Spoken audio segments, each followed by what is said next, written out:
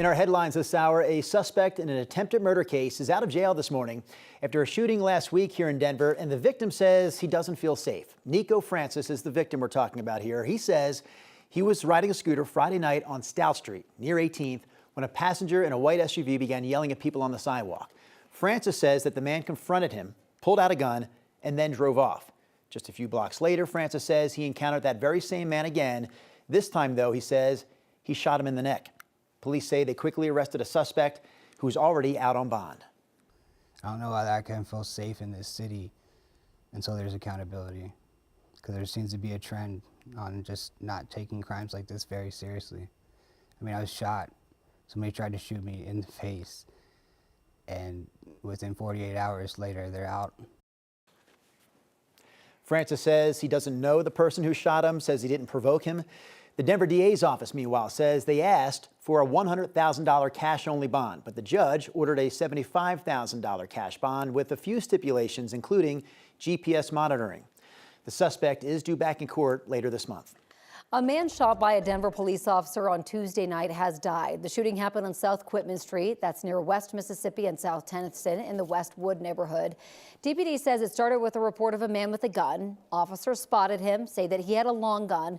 They say he hid in an alley, not complying with demands to drop the gun. Officers say he eventually came out, moved toward them, and pointed his gun, did not fire. An officer shot him. The man was taken to the hospital but died yesterday morning. The mother of the CU football player who died in a car crash last month says she hopes that her son's mistakes will help save other lives. Her son, Dom Ponder, died in a crash on Baseline Road. A newly released autopsy found that his blood alcohol level was more than double the legal limit.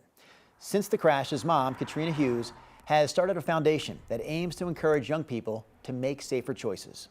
With all the rideshare programs that we have, it just should have never happened. He could have hurt somebody, and I'm just extremely thankful that that did not happen. All I want to do now is turn my pain into some kind of purpose. Colorado State Patrol says it's still investigating what exactly led up to the crash. A train to Longmont could be done by the start of 2029, more than 2 decades after it was promised to the taxpayers funding it. At one point, RTD was saying it couldn't be done until 2050. In 2004, voters approved a sales tax for RTD fast tracks. That promised a train from Denver to Boulder and Longmont, but never got built. Recently, RTD estimated it would cost $650 million to complete the line, with 3 morning trains to Denver and 3 afternoon trains to Longmont.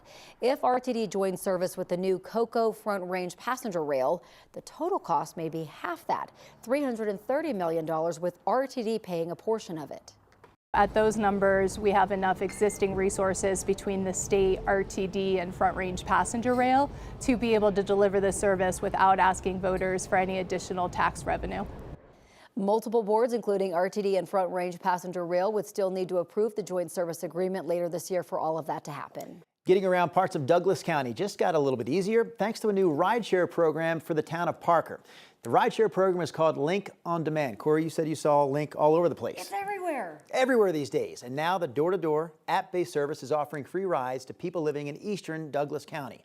This is going to help people like seniors, people with disabilities, or people without a car get to work, run errands, and make those doctor's appointments. The program already provides more than 160,000 rides a year. County leaders say they hope to expand it across more of Douglas County in the future. Yeah, the Link is busy.